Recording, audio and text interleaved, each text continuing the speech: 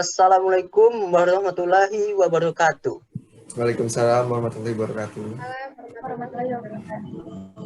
Selamat siang teman-teman dan salam sejahtera untuk kita semua. Teman-teman, apa kabarnya? Baik ya, alhamdulillah.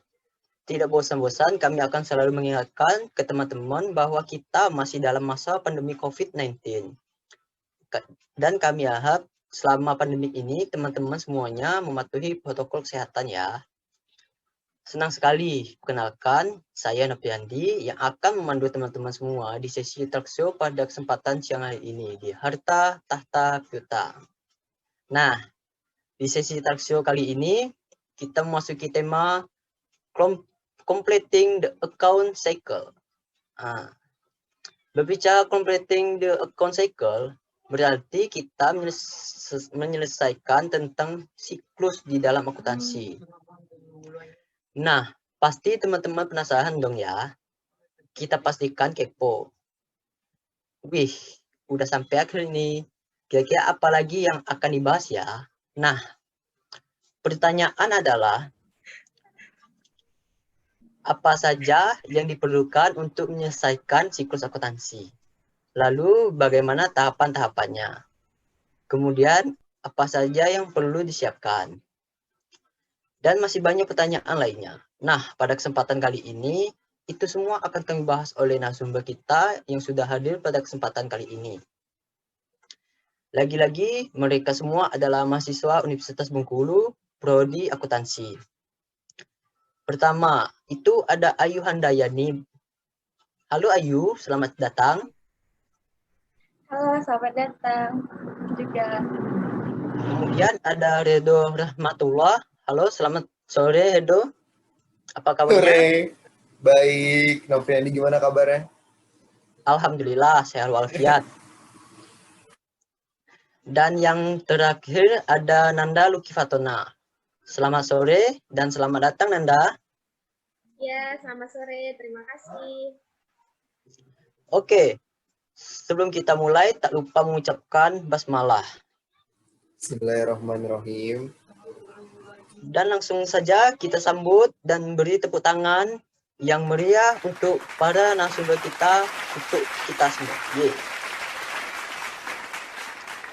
Oke teman-teman, pemateri kita sudah hadir di hadapan kita semua dan sesi pertama, pemateri akan memaparkan penjelasan berdasarkan pertanyaan-pertanyaan yang sudah tim Harta Tahta Piutang siapkan ya. Seperti biasa, langsung aja nih kita ajukan pertanyaan pertama kita. Saya mau tanya ke Nanda dulu ya teman-teman. Sebelumnya itu kan kita kayaknya belum pernah bahas tentang siklus akuntansi. Bisa nggak sih Nanda jelasin ke teman-teman, siklus akuntansi itu meliputi apa saja sih? Nah, baik. Terima kasih Noviandi. Ya, jadi siklus akuntansi itu pertama kan kita menganalisis bukti transaksi. Lalu dari analisis itu kita posting ke jurnal setelah semua transaksi kita catat ke dalam entry jurnal. Maka kita melakukan posting ke buku besar. Setelah seluruh informasi dari jurnal tercatat di buku besar, maka kita akan membuat daftar saldonya, yaitu neraca saldo ya. Nah, di chapter sebelumnya ya, kita membahas tentang adjusting.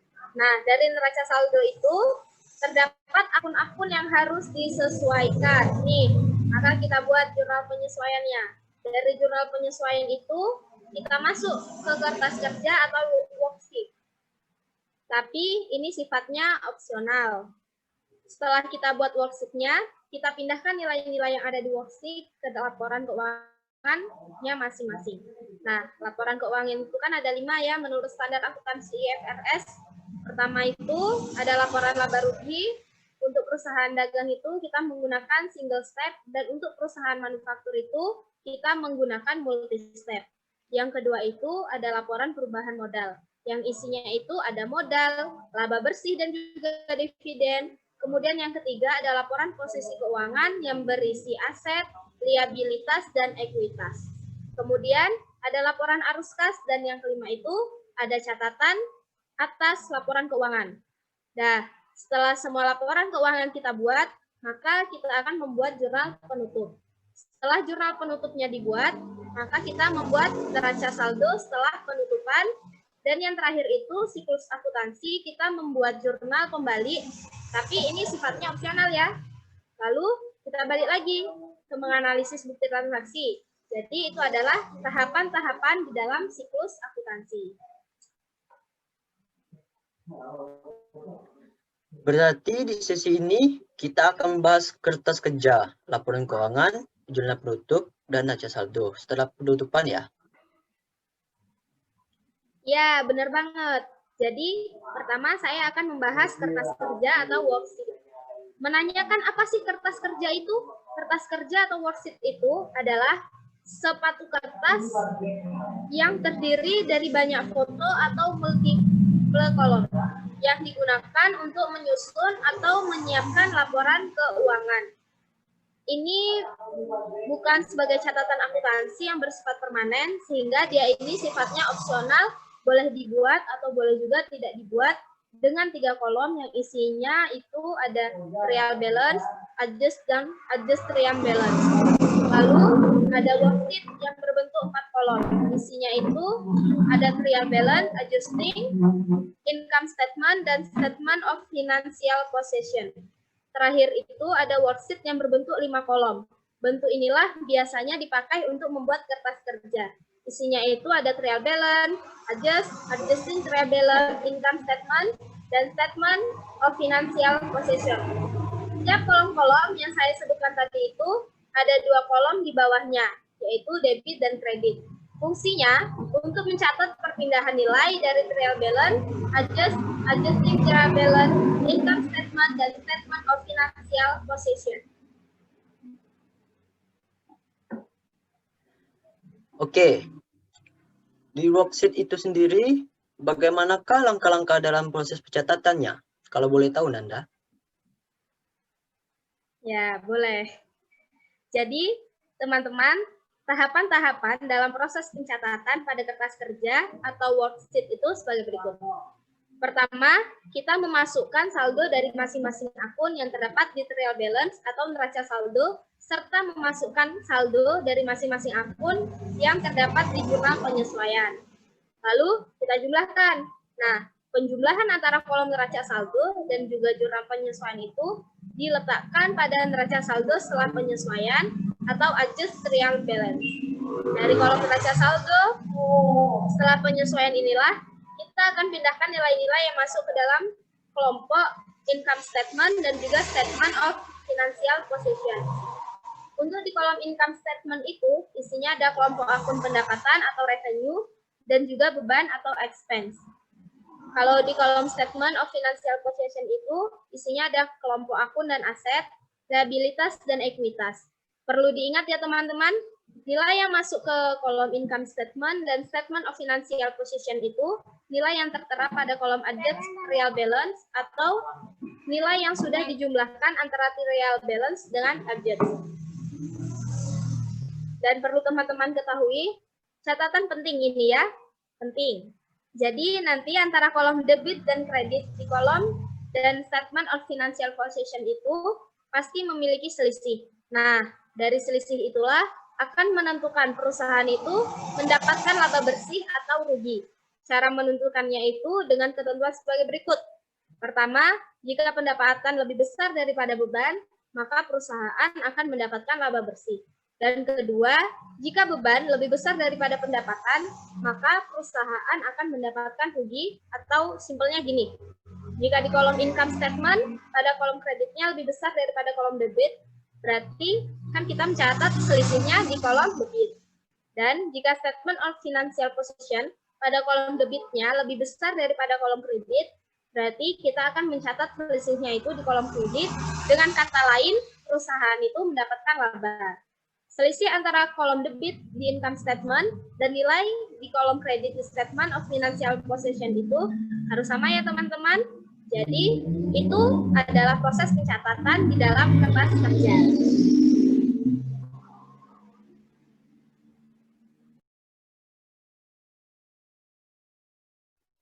Oke, Terima kasih Nanda atas penjelasannya yang sangat detail dan lengkap.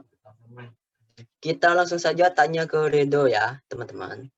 Jadi Redo, tadi Nanda kan udah menjelaskan apa itu worksheet dan bagaimana pencatatannya. Berarti kita akan membahas laporan keuangan dong ya. Baik Iya. Redo, bisakah Anda memaparkan dan menjelaskannya bagaimana proses pencatatan di dalam laporan keuangan? Oke, Noviandi, terima kasih. Jadi gini teman-teman, tadi kan Anda udah kasih tahu nih ke teman-teman bahwa menurut SHK IFRS itu kan laporan keuangan itu ada 5, yang terdiri dari pertama ada laporan laba rugi atau income statement, lalu yang kedua ada laporan perubahan modal atau statement of change in equity, atau bisa juga statement of retained earnings. Dan yang ketiga itu ada laporan posisi keuangan atau statement of financial position. Lalu yang keempat itu ada laporan arus kas atau cash flow statement. Dan yang kelima itu ada catatan atas laporan keuangan. Langsung aja nih kita akan menjelaskan nih masing-masing dari laporan keuangan tersebut. Yang pertama tadi itu kan ada laporan laba rugi ya, atau income statement. Di dalam laporan ini akan memperlihatkan apakah perusahaan mengalami kerugian atau keuntungan dalam satu periode keuangan.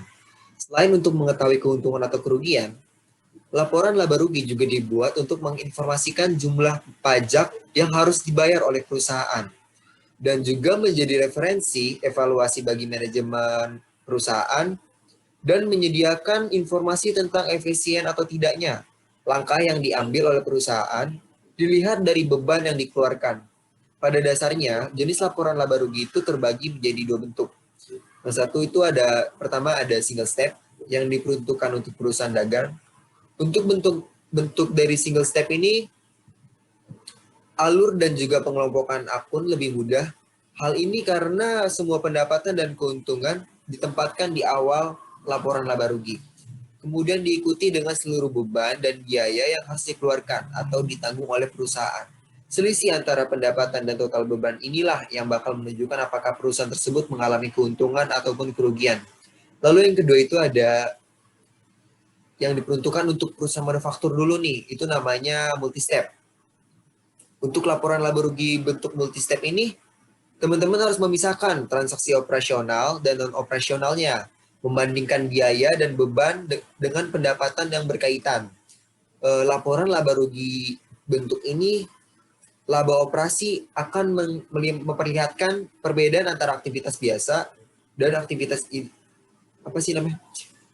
insidensial atau aktivitas tertentu aja nih, gitu. Jadi secara umum elemen yang masuk dalam laporan laba rugi itu semua jenis pendapatan dan juga beban ya. Terus kemudian dalam laporan laba rugi ini ada beberapa pembagian pos laba atau rugi, yaitu laba atau rugi kotor, atau laba atau rugi operasi, dan juga ada laba atau rugi sebelum pajak, lalu ada laba atau rugi bersih, lalu ada rugi dari operasi berjalan.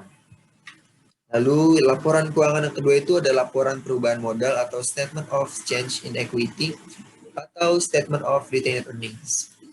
Laporan ini, di dalam laporan itu dibuat perusahaan untuk menggambarkan peningkatan atau penurunan aktiva bersih selama periode yang bersangkutan berdasarkan pengukuran dengan prinsip accrual basis. Dengan kata lain, laporan perubahan modal ini menyediakan informasi terkait dengan jumlah modal yang dimiliki oleh perusahaan dalam suatu periode tertentu. Ada beberapa data kasus yang diperlukan untuk menyusun laporan perubahan modal ini nih. Yang pertama adalah modal awal di periode tersebut, terus pengambilan dana pribadi oleh pemilik atau juga pemberian dividen oleh pemilik dalam periode yang bersangkutan, dan juga ada laba atau rugi bersih perusahaan di dalam periode yang terkait. Nah, pengingat untuk menyusun laporan perubahan modal dibutuhkan data laba atau rugi, maka jelas dong laporan ini dibuat setelah laporan laba rugi. Caranya itu jika perusahaan mendapatkan laba, maka modal awal ditambah laba dikurang dividen, lalu jumlahkan, maka kita akan menghasilkan modal akhir. Misalnya kita mendapatkan rugi, maka modal awal dikurang rugi atau kita ya, bener ya? Modal awal dikurang rugi, lalu dikurang dividen, lalu dijumlahkan nih, maka akan menghasilkan modal akhir. Akan tetapi untuk menyusun laporan keuangan ini tadi ingat ya teman-teman ya, ini tuh harus dibuat setelah dibuatnya laporan laba rugi, baru kita membuat laporan perubahan modal, statement of change in equity atau retained earnings statement ya. Lalu yang ketiga itu ada laporan posisi keuangan atau statement of financial position ya teman-teman. Statement of financial position ini laporan yang dibuat untuk menunjukkan kondisi, posisi, dan informasi keuangan sebuah perusahaan pada periode tertentu nih. Jadi secara keseluruhan ada 3 elemen yang dimiliki oleh neraca di dalam laporan statement of financial position ini. Yang pertama itu ada aset, lalu ada liabilitas dan juga ekuitas. Jika kita kembali ke pemahaman dasar akuntansi, maka bisa kita simpulkan bahwa laporan neraca ini sangat berhubungan dengan rumus dasar akuntansi, yaitu aset sama dengan liabilitas ditambah ekuitas. Jadi di dalam laporan posisi keuangan ini atau di dalam statement of financial position itu terdapat 2 kolom yang namanya itu ada aktiva dan juga aktiva dan juga pasiva. Aktiva ini isinya semua aset nih, aset tetap ataupun aset lancar, dan juga di pasiva ini ada yang namanya utang jangka pendek, ada juga utang jangka panjang, dan juga modal akhir yang kita dapat dari laporan perubahan modal tadi. Nah, nilai antara di aktiva dan pasiva ini harus sama nih. Total nilainya, total nilai antara total di pasiva dan juga total nilai di aktiva ini semuanya harus sama. Nah, yang keempat itu ada yang namanya laporan arus kas nih teman-teman, atau cash flow statement. Laporan ini itu dibuat untuk menunjukkan aliran kas masuk atau aliran kas keluar pada periode tertentu juga ya teman-teman. Soalnya kan semua laporan keuangan ini dibuatnya untuk di akhir periode tertentu. Selain itu ada di dalam laporan arus kas ini juga difungsikan sebagai indikator jumlah arus kas di periode yang akan datang. Juga digunakan sebagai salah satu alat pertanggungjawaban arus kas, baik itu arus kas yang masuk ataupun kas yang keluar selama periode pelaporan nih. Contoh, alur kas masuk bisa dilihat dari hasil atau pendapatan kegiatan operasional atau dari pinjaman nih. Kemudian alur kas keluar itu bisa dilihat dari beban biaya yang dikeluarkan perusahaan untuk kegiatan investasi dan juga operasional perusahaan. Dan yang terakhir itu kan ada catatan atas laporan keuangan. Ini yang kelima yang terakhir. Laporan ini nih isinya informasi tambahan atas apa yang disajikan dalam 4 laporan sebelumnya yang tadi saya jelaskan. Laporan ini memberikan penjelasan atau rincian pos-pos yang disajikan dalam laporan keuangan agar informasi mengenai pos-pos yang tidak memenuhi kriteria pengakuan dalam laporan keuangan. Catatan nih buat teman-teman, perlu diketahui jika ada perusahaan nih yang baru beroperasi nih, dia baru banget mulai usahanya. Laporan keuangan itu dibuat yang pertama kalinya itu ada laporan posisi keuangan atau statement of financial position. Tetapi jika perusahaan sudah beroperasi, misalnya nih udah 1 tahun berjalan atau beberapa bulan berjalan, mungkin ini perusahaan yang udah track recordnya ini udah panjang banget, maka yang pertama kali dibuat itu adalah laporan laba rugi guna menentukan modal akhir yang akan digunakan untuk menentukan laporan posisi keuangan. Jadi yang saya jelaskan tadi mengenai laporan keuangan itu adalah udah sistematis banget ya, dari laporan laba rugi sampai catatan atas laporan keuangan. Dan juga buat teman-teman ketahui nih, untuk mengerjakan laporan keuangan ini nih tambahan dari saya, harus detail ya, harus teliti. Soalnya ini tuh step by step. Dari laporan ini ke ini tuh dia saling berhubungan. Makanya saya bilang tadi itu sistematis. Jadi buat teman-teman saya ingatkan kembali lagi untuk teliti dan detail dalam menganalisis di dalam laporan sebelum memposting ke laporan keuangan gitu. Jadi gitu Noviandi yang bisa saya jelaskan mengenai laporan keuangan. Oke Ridho, makasih atas penjelasannya. Ridho kan udah menjelaskan secara lengkap dan detail nih soal laporan keuangan. Berarti selanjutnya kita akan membahas jurnal penutup dan neraca saldo setelah penutupan. Saya mau tanya ke Ayu nih. Jadi Ayu, boleh jelaskan nggak apa itu jurnal penutup dan yang ditutup itu apanya sih yang ditutup? Baik, terima kasih Nafriyadi. Saya akan menjawab di pertanyaan tersebut. Jadi, jurnal penutup atau closing journal itu adalah jurnal yang dibuat pada setiap akhir periode ketika perusahaannya udah nyusun laporan keuangan yang digunakan untuk menutup akun-akun nominal dan dividen. Sehingga akun-akun nominal serta dividen ini akan bersaldo nol lagi pada periode berikutnya. Di dalam akuntansi, kita mengenal dua jenis akun, yaitu akun nominal dan juga akun real. Nah, akun nominal atau temporary akun adalah akun-akun yang terdapat dalam laporan laba rugi, serta dividen yang akan ditutup pada setiap akhir periode. Sehingga saldo dari akun-akun tersebut pada akhir periode bersaldo nol. Contoh akun yang akan bersaldo nol itu revenue, expense, dan dividen. Lalu ada akun real atau permanent account. Arti akun-akun yang ada di dalam laporan posisi keuangan yang tidak akan ditutup pada setiap akhir periode. Sehingga saldo akhir akun-akun tersebut pada periode sebelumnya akan menjadi saldo awal untuk periode berikutnya. Contohnya itu semua akun aset, akun liabilitas, dan juga akun ekuitas, kecuali dividen.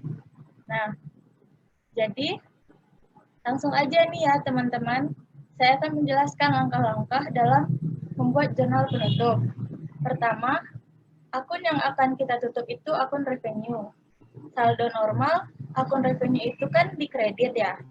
Kalau kita ingin menolkan akun revenue, berarti kan kita pindahkan aja ke debit. Maka kita akan membuat jurnal penutup, yaitu dengan cara mendebit akun service revenue dan mengkredit akun income summary. Lalu yang kedua itu menutup semua akun beban. Teman-teman kan udah tahu ya bahwa akun beban itu bersaldo normal di debit. Jadi, jika kita ingin menolkan akun beban, berarti kita pindahin aja nih ke kredit. Maka kita akan membuat jurnal penutupnya dengan cara mendebit akun income summary dan mengkredit semua akun beban yang terjadi pada periode terkait. Nah, yang ketiga, kita menutup akun net income atau net loss. Di sini ada dua ketentuan ya teman-teman. Ketentuan pertama itu, jika perusahaan mendapatkan laba, maka kita akan membuat jurnalnya dengan cara mendebit akun income summary dan mengkredit return earning.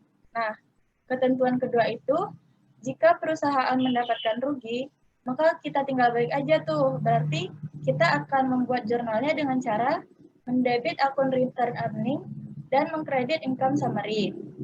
Yang keempat itu, kita menutup akun dividen. Dividen itu saldo normalnya itu di debit. Nah, berarti kalau kita mau menolkan akun dividen, maka pindahkan saja ke kredit. Maka kita akan membuat jurnal penutupnya dengan cara mendebit akun return earning dan mengkredit akun dividen. Jadi setelah kita tutup semua akun nominal dan dividen, maka yang kelima itu kita posting kembali ke buku besar. Setelah kita posting ke buku besar, maka kita buat neraca saldo setelah penutup. Neraca saldo setelah penutupan ini berisi daftar akun-akun yang hanya memuat akun-akun real saja ya, beserta saldonya masing-masing. Itu satu tanggal tertentu. Jadi kiranya itu yang bisa saya sampaikan kepada teman-teman. Semoga bermanfaat ya, dan bisa dimengerti.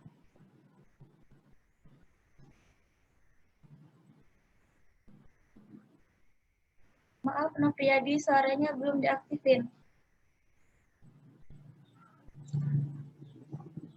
Saya itu tadi itu bukan yang belum aktifin, tapi nge-lag. Oke. Baik.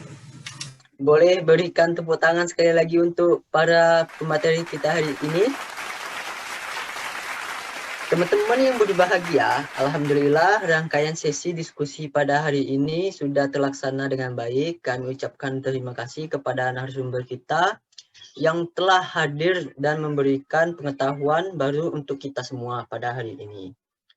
Terima kasih Ayu, Nanda, dan juga Redo yang sudah berbagi ilmu kepada kita semua. Dan juga terima kasih kepada teman-teman yang sudah menyimak dan dengan antusias diskusi kita pada hari ini. Boleh kasih aplaus dulu untuk teman-teman semuanya. Jangan lupa di diskusi kita selanjutnya kita akan membahas voting for merchandise operation. Jadi teman-teman jangan lupa nonton ya, dan jangan lupa juga nih buat like and share video kita ke semua orang agar orang punya wawasan baru juga. Akhirnya saya Nafriandi selaku host Harta Tahta Piutang kali ini pamit dulu. Terima kasih atas perhatian teman-teman dan mohon maaf apabila ada kekurangan pada diskusi kita kali ini. Sampai jumpa pada diskusi selanjutnya. Stay tune on Harta Tata Piutang, di mana teman berhutang ketika ditagih dia menghilang. Wassalamualaikum warahmatullahi wabarakatuh.